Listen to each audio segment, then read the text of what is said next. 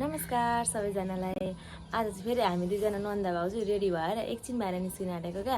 त्यही भएर अनि यसो निस्केको बेलामा भिडियो बनाउनु पर्यो भनेर नि स्टार्ट गरेको क्या। अब चाहिँ हामी यहाँ स्कुटर झिकेर जान लागेको। घाम पनि सानो छैन तर काम थियो अलिकति अनि जानुपर्ने भएर नि। तर बिहानभरि पानी आएर आजको दिन चाहिँ अलिक शीतल शीतल नै भएको थियो। यति बेला चाहिँ घाम लागेको थियो, त्यस्तो गर्मी चाहिँ फिल भएन अरू बेलाको जस्तो। आम्मामा घाम हेर्नु न, सानो घाम लागेको छैन तर के गर्नु, नगइ नहुने काम थियो क्या। न त्यस्तो घाममा निस्किन चाहिँ रहर चाहिँ थिएन, अलिकति बाध्यतै परेर चाहिँ निस्किन आँटेको। अब चाहिँ हामी जान्छौँ है त।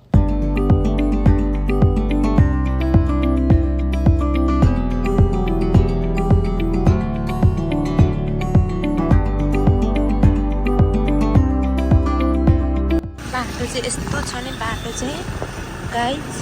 अनि उता चाहिँ हाम्रो कोसी हो।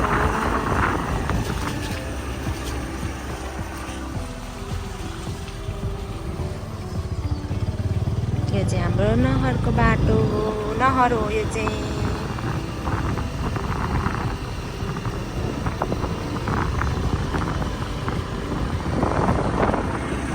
अनि यो चाहिँ हामी हो है गाइज। यिनी चाहिँ मेरो क्यामराम्यान हो। क्यामराम्यानको नि अनुहार हेर्नु पर्यो नि त। आमामा हेर न, नक्कल फेरि के गर्नु र। जस क्यामराम्यान लिएर हिँड्दा चाहिँ सजिलो हुन्छ क्या भिडियोहरू बनाउनको लागि। यिनले चाहिँ राम्रो भिडियो बनाइदिन्छ।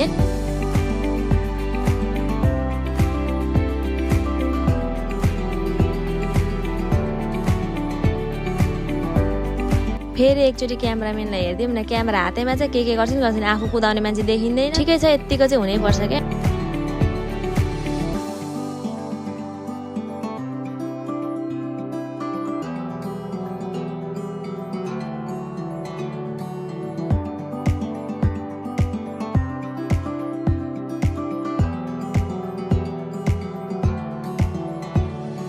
यहाँ चाहिँ मेरो पनि अनुहार देखाइ छिने बल्ल बल्ल यति चाहिँ बुद्धि आइछ क्यामराम्यानको पनि। अब चाहिँ हामी यहाँ आइपुग्यौँ। हामी आउने भनेको यही ठाउँ क्या, चक्रहट्टीको बुधबारे। यहाँ अलिकति मेरो ब्याङ्कमा काम थियो कि त्यही भएर त दुःख गरेको हामीले घाममा। यो चाहिँ चक्रहट्टीको बुधबारे हो। यहाँदेखि चाहिँ अगाडि हाइवे निस्किन्छ अनि हाइवे निस्किसकेपछि चाहिँ अनि यता मासतिर गएपछि चाहिँ ब्याङ्क आउँदो रहेछ। मैले पनि ब्याङ्क देख्दिनँ, फर्स्ट टाइम आउँदैछु। मेरो चाहिँ कामहरू धेरै जस्तो धरानमै हुन्छ नि त। चक्रहट्टीको ब्याङ्क चाहिँ म फर्स्ट टाइम आउँदैछु। यो चोक चाहिँ ठ्याक्क बुधबारे चोक हो। अनि यहाँ चोकमा चाहिँ बुधबार चाहिँ बजार लाग्दो रहेछ क्या, त्यही भएर बुधबारे भन्ने गरेको रहेछ। अब चाहिँ हामी मासतिर हाइवे निस्किन आँट्यौँ। चक्रहट्टी बजार पनि हेर्दा चाहिँ कत्रो भइसक्यो अब त। यो आमा छोरीको चाहिँ ब्याङ्कमा मलाई वेट गर्दाखेरि हेर त के गरेको भिडियो। वेटिङ गर्न नि अल्छी लाग्छ नि त, एउटा टाइम पास त गर्नै पर्यो। मलाई त वेटिङ गर्न अल्छी नै लाग्छ। यो आमा छोरी चाहिँ मोबाइल खेलाएर भए पनि टाइम पास गरेर नि वेटिङ गरेर बस्नु भएछ। ठिकै छ, भाउजूको लागि यति दुःख त गर्नै पर्यो नि हो, नन्दा भएर। यहाँ चाहिँ फेरि हेर न, आमा छोरीको माया अरे नि लौ कति धेरै माया गरेको नि। फेरि ठिकै छ, आफ्नो छोरीलाई माया गर्नै पर्छ नि त। अब यहाँ चाहिँ म फेरि ब्याङ्कमा वेटिङ गरिरहेको छु।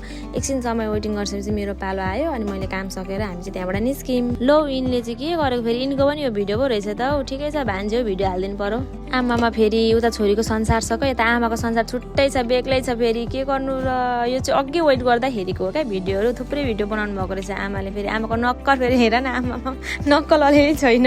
यहाँ चाहिँ फेरि हाम्रो भान्जीको कान अलिकति उयो भएको थियो क्या, पाके जस्तै भएको थियो। अनि यहाँ कान देखाउँदैछौँ हामीले, भान्जीलाई दबाई गर्दैछौँ, औषधिहरू दिँदैछौँ। मेरो काम पनि थियो प्लस यहाँ भान्जीको कान देखाउनु पर्ने त्यो पनि काम थियो। त्यही भएर हामी बाहिर निस्केको आज। हाम्रो चाहिँ सबै काम अब सकियो लगभग, यति नै हो। अब यहाँदेखि चाहिँ हामी घर जान्छौँ। राम राम। बहिनी डाक्टरसँग चाहिँ भलाकुसारी दरै गर्नुभयो त, अनि छिटो छिटो गर्नु न भन्छु।